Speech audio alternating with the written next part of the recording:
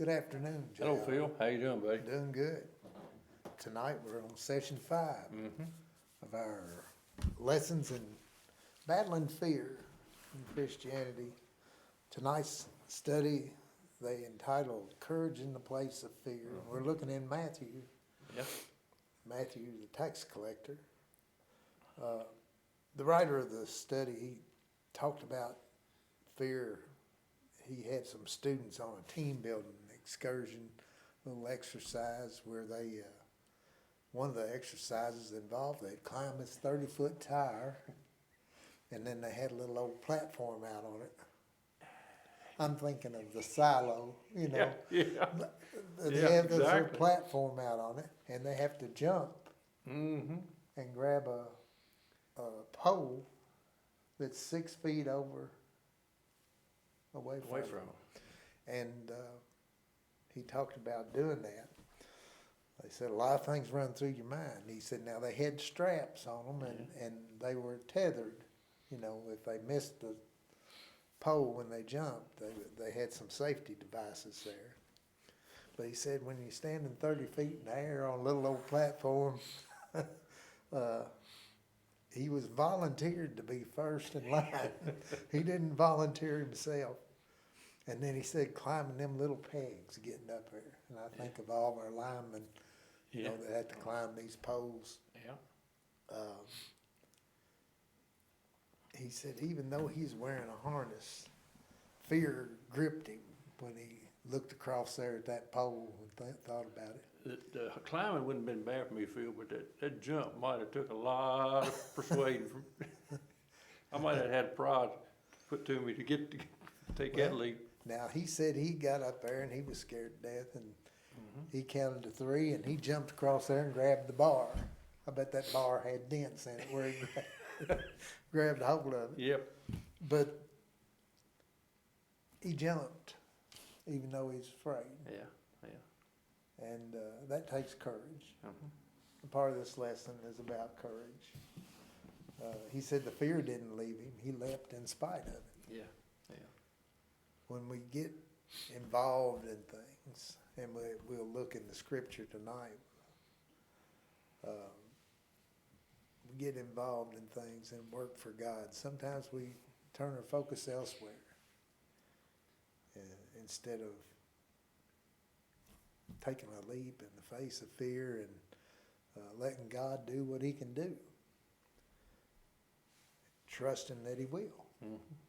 So Matthew was a tax collector, of course, and Jesus called him into service as a disciple, and he wrote his gospel to document Jesus' life, I guess, as he saw it or as he experienced. And one of the events that Matthew recorded soon after John the Baptist was killed was Jesus feeding more than 5,000 and the great crowds that were gathered there. And then afterwards, when he heard of John's death, he withdrew, went into the mountains and prayed.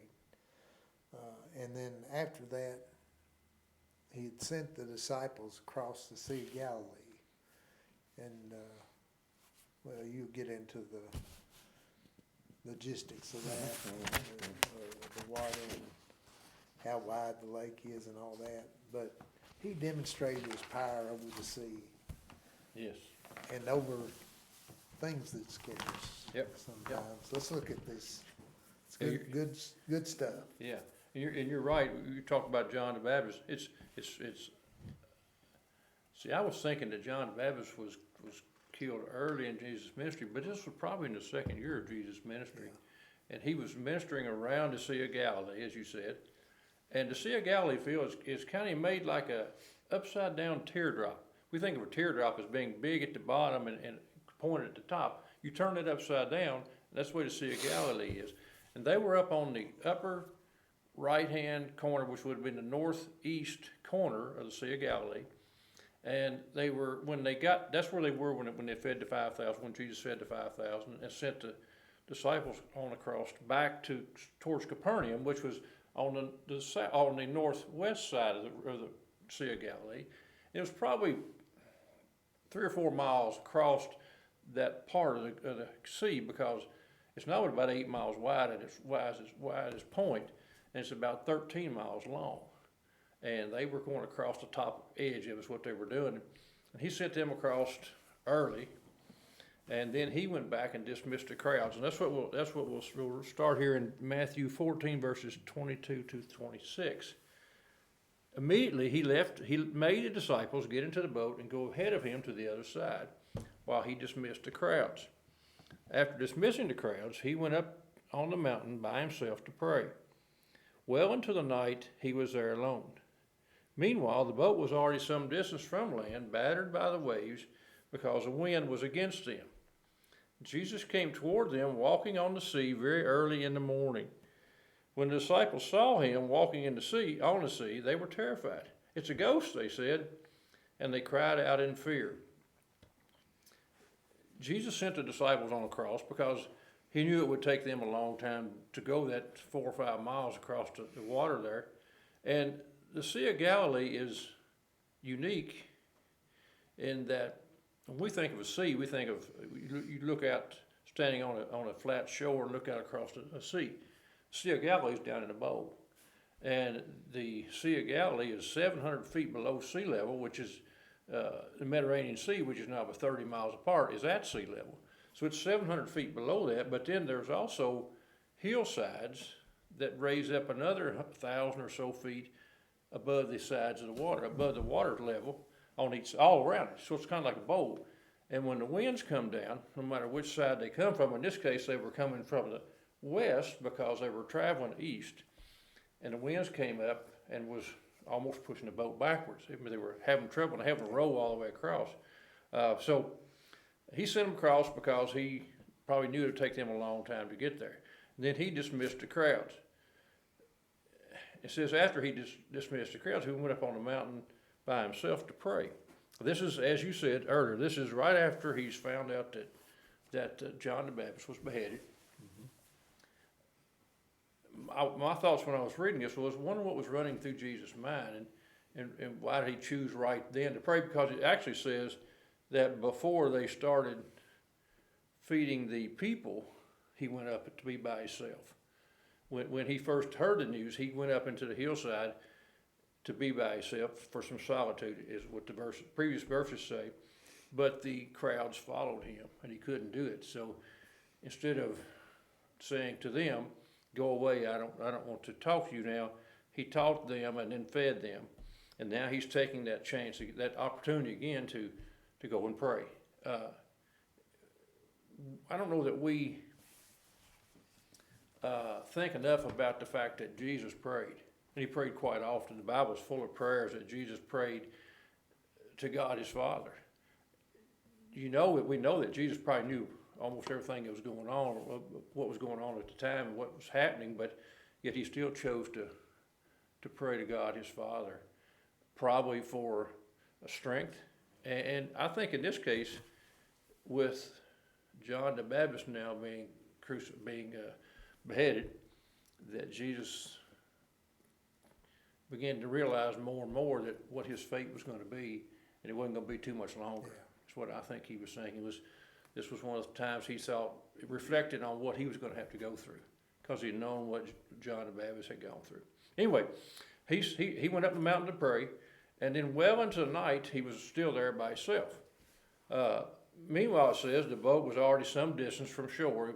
It was going across, and it was battered by the waves. As I said, that's the reason is because the wind comes across that lake, and sometimes those waves can get very, very high on the Sea of Galilee.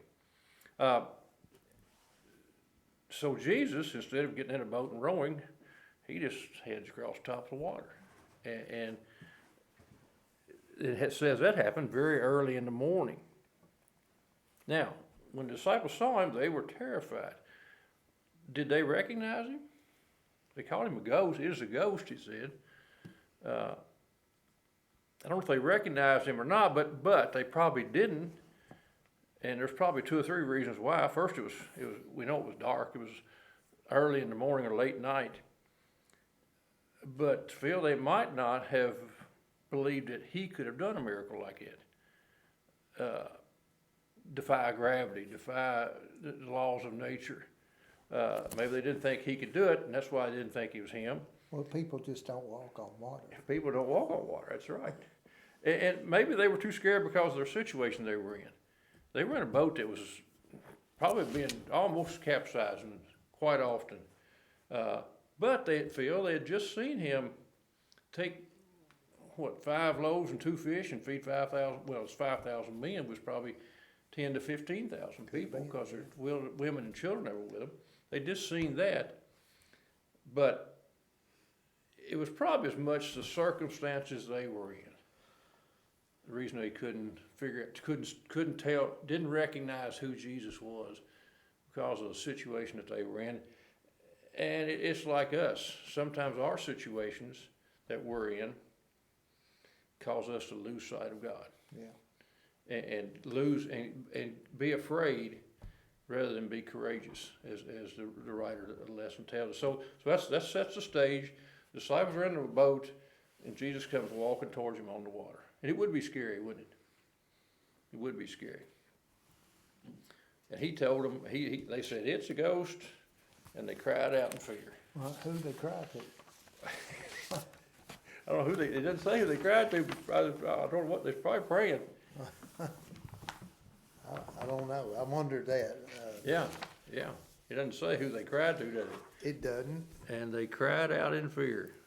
Oh, Lordy, is probably what they're saying. And Jesus, I think, realizing that they were Yeah. scared and terrified, he immediately spoke to them. Let's look at verses 27 through 30. Immediately Jesus spoke to them. "Have a courage. It is I. Don't be afraid." "Lord, if it's you," Peter answered him, "command me to come to you on the water." He said, "Come." And climbing out of the boat, Peter started walking on the water and came toward Jesus. But when he saw the strength of the wind, he was afraid. And beginning to sink, he cried out, "Lord, save me." So a lot of things happen in these 3 verses. Mark's account said that Jesus intended to walk past them and go on to the shore on the other side. But he says he didn't make them wait. He didn't do that. He didn't bypass them, knowing they're going to be all right. He chose this time to, I have trouble them having just went through this thing and him feeding 5,000 men and their families and picking up 12 baskets. That I have trouble with seeing that miracle and then not believing. Not believing this next one? That he can come across the water. It's like, why can't they believe? But we find that they weren't the only ones. That happened several times. He told them to have courage. It's I. He didn't want to be the source of their fear. And he didn't want them afraid. What about old Peter? Here comes Peter's. Peter. I've got a grandson who likes to talk like that. He likes to comment on everything, ask everything. Peter was well known for some time. Well, he would just be impetuous. Yeah. When he heard the voice coming through the fog there of this wind-whipped lake and all that, and he said, "Lord, if it's you," he did address him as Lord. "If it's you." You think there was a little bit of hope in that question? Well, they were afraid, Yeah, of what they were going through there, that they were going to capsize, I'm sure. Mm-hmm.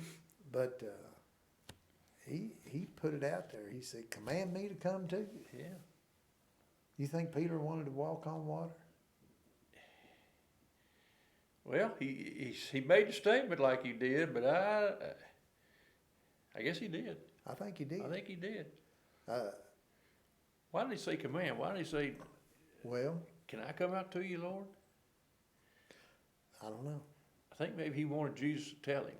Well, was I think okay. he knew that he couldn't do it on On his his own, own. that's right. And so if it happened, it would have to come from Jesus. Yeah, that's what I Who think. was the Messiah in his Yeah. mind at this time. Yeah, You know, later on, we'll see where Peter, when Jesus asked the question, who do you think I am? yeah.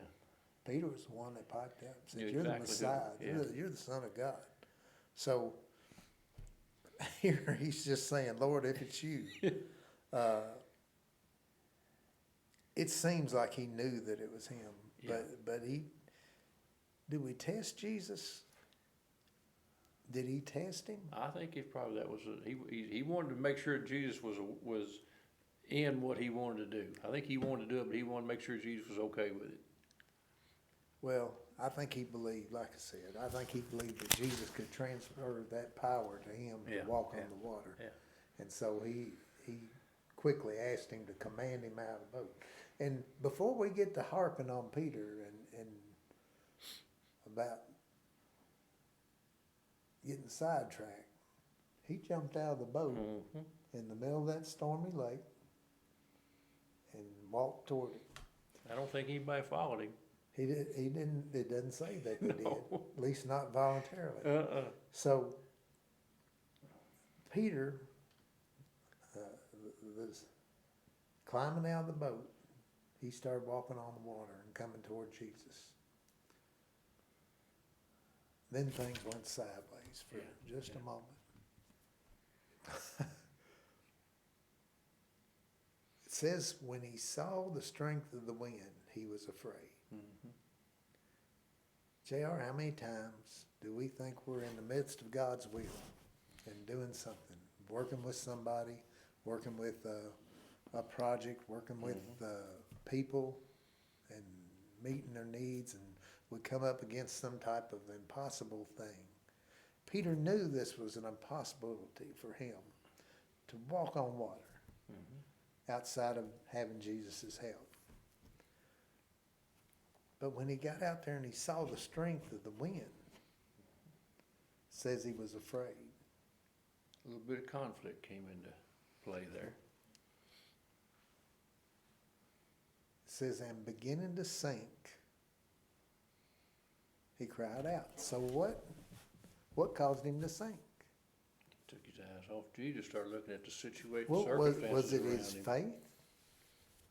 Well, he had some faith, obviously. Yeah. He's the only one who stepped out of the boat. The rest of them were not willing to do that. So he had faith. Yeah. But we're going to find out what Jesus says in the next verses about his faith. But he had faith for sure. When he stepped out there and he started walking, I think he believed it. Now he either said, look at what I'm doing. Or he said, wait a minute, I can't do this. I'm not able to walk on water. Anyway, he started sinking. Phil, I got a personal testimony, not testimony, but personal event, almost exactly like this. I'm afraid of the water. Can't swim, never did learn how to swim. But I made up my mind one time several years ago. We were junior, hadn't been married too long. We were going to the lake, that I was going to ski. Well, I never stepped out. I never jumped out of a boat in my life, but I had a life jacket on. So as soon as the boat stopped out in the water,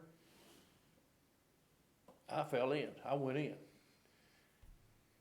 Jesus said, what are you doing? You're scared to death of water. I said, I'm going to ski. Well, after about 5 times, I got up skiing, Phil, just like Peter was here. I was walking on that water with those skis. You know what I did? I looked down and saw that water going by me, and I just let go and dropped down. That's all I could stand. That's exactly the same thing Peter did. He looked around and saw where he was. My thought was, what are you doing up here on top of these boards? You got a young family. You're going to break a leg. You're going to drown. Get down from here. And I just let go, and that's exactly what Peter did. He just said, I can't do it anymore. I don't have that. I can't do it anymore. Well, I think Peter realized he was above his pay grade. Yeah, well, He was in a place that he couldn't sustain, and nobody else could. Not on his own. Without Jesus' help. Yeah, yeah. So That's when fright's natural, when it seems like impossible things lie in your path. But his focus got off of God and got on the impossible things. Yeah. He started focusing on the things that were bad. And sometimes it doesn't take us long. You just talk about us being in a project or whatever we're doing for God, and we think He's in it. We know He's in it. But one little hiccup, Phil, and our faith dwindles a little bit. The next thing you know, it's down a little bit lower. It's down a little bit. Next thing you know, we've backed out of the situation, or we're not doing exactly what He wants us to do. When we start measuring the things that come against us, we're in trouble. We start looking at the strength of the opposition or the impossibilities. That's when we're in trouble. We need to remember who we serve. I mean, this is the same God that took Gideon and 300 men. Yeah. And yes, Gideon tested him. You know, remember the fleece? Yeah, You know, yeah, if it's yeah. going to put dew on the fleece or Yeah. going to leave it Ground ground dry. dry, and vice versa the next Yeah, day. yeah. So, you know, he tested and he kept saying, no, you got too many. Yeah. You got too many. Yeah. You got too many. And he got him down to 300 men to 300, go against what, 10,000, Something like that, yeah. 20,000, whatever it was. Anyway, God intervened. This is the same God that split the Red Sea for the children of Israel to leave Egypt. Yep. Time after time after time throughout the desert, God had provided for them. And then here we get some waves, and it just seems like when your focus is elsewhere, when you see some type of barrier in your way, people take their eyes off Christ and they allow circumstances to beleaguer them, sometimes even change their mind, and sometimes join the opposition. So we all have our seas of circumstances and problems to sail through, but it's the same God that delivered them that will deliver us. Doesn't mean we won't be battered about by a few waves, you know, a few problems, but we can accomplish great things if we keep our eyes on God, keep our eyes on Christ and the will. Whether it's getting to the other side of a large lake, or helping a family, helping someone who's down on their luck, or rebuilding a church. Well, it doesn't matter. That's right, that's right.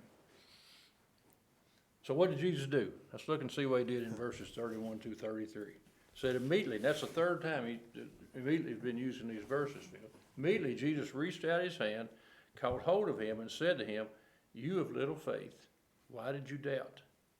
When they got into the boat, the wind ceased. Then those in the boat worshipped Him and said, "Truly, you are the Son of God." Jesus didn't chastise Peter. He'd already asked him. Well, he hadn't said anything to him then, but as soon as Peter said, "Save me," Jesus reached down His hand, and we can just almost see Peter rising up out of the water and then walking on over to the boat. I guess maybe they were close to it by that time, I don't know. Because Peter he did have faith to get out and walk on the water, and did it for a while. Don't you find that encouraging that the Bible says immediately he grabbed him? Immediately he reached out. That's encouraging to us when we get into a tight spot, that God's going to hear us and He's going to react immediately. Yep. Maybe not always. Well, sometimes there are going to be consequences to what we've done. But in this case, he didn't want Peter to sink any further than what he was, or be any scared and more afraid than what he was. And he reached out His hand and brought him up out of the water, and said, "Oh, you of little faith, why did you doubt?" Peter did have enough faith, as I said, to get on the water and walk, but he then had doubt. And the writer talks about that statement, "You of little faith, why did you doubt?" It's almost as if he said, if you had enough faith and did not doubt, you would have continued to walk on the water. You could have continued to walk on the water. You just had a little more faith and not had any doubt. You could have walked on the water just like you were initially. In the New Testament, Jesus addressed not having enough faith on several occasions. One of them was when the disciples, if you remember, asked him why they couldn't drive demons out of a possessed boy. And Jesus told them, because you didn't have enough faith, because of your little faith. And then that's when he went on to say, it's in Matthew 17:20, that's when he went on to say, for truly I tell you, if you have the faith the size of a mustard seed, you can tell this mountain, move from here to there, and it will move. Nothing will be impossible for you. Yeah. So he's telling me that, Peter, you didn't have enough faith, you had a little faith.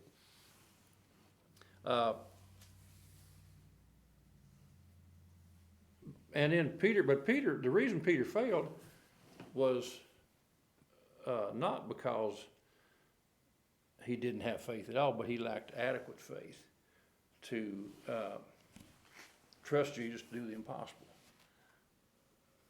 He didn't think Jesus, he lost his belief that Jesus could do the impossible, that he'd already seen him doing, and he'd already done for a little bit himself.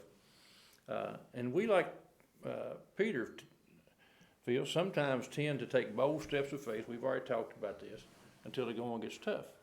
And when something of adverse comes up against us, we lose some of our faith. We find ourselves being pulled down by strong undercurrents, is what the writer says. Sometimes we give into the world as it is today and the things in the world today because of situations around us. But we can follow Peter's example and cry out to God, and he will reach his hand out just like he did for Peter at that point in time. Do we sometimes doubt? Sure. I think we doubt, yes. The writer in my study, he said doubt essentially means double-minded, lack of intellectual belief, in his definition of doubt.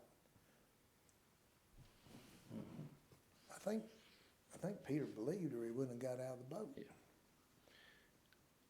But he had a little bit of doubt. A little bit of doubt. It don't take much to sink you, does it? Nope. And then the disciples said that they worshipped him because when they got into the boat, the wind ceased. The ones in the boat realized at that point in time, once again, which they'd seen him do this before, I think, that he had control over nature. He could control the seas. He calmed the seas down.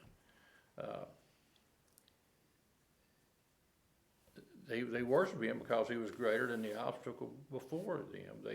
They recognized that having fear in situations where Christ is in control is not, you don't need it because Christ is in control. And if you just trust in him, believe in him, and have faith in him, he will get you through those times of fear in your life. But how many times? Look, it took 3 times for them to live through these miracles. Yeah. You got the feeding of the 5,000. And Walking then on walking water. on the water. And then Third calming time. the winds and everything. But Yeah. that's 3 times in 24 hours. Yes. I mean, You would thought that after the thought first they'd time. learned before that they were dealing with the Son of God. Sometimes I think it was harder for them to realize who he was and what he was, maybe than it is us. If we read and study his word and see everything, they saw it as it was happening at a time. We see it, the holistic picture of what he did and what he was about. And sometimes I think it might even been easier for us. Might be easier for us to believe him in him than it is those who lived through it. And you know, he didn't chastise Peter too much, did he? He just said, "You have little faith, why do you doubt?" And he taught him a lesson then by what he did after that. Yeah. We just don't need to have fear when God is in a situation. Our fear is unwarranted. Courageously following Jesus is what we should be about. So what do? Pray that those things that we fear, that might find intimidating, or we find interfering with our work for God, pray that God will take care of those things. And just ask Him to strengthen our faith. Not so that we can walk on water, but so that we can do the things that He has us to do.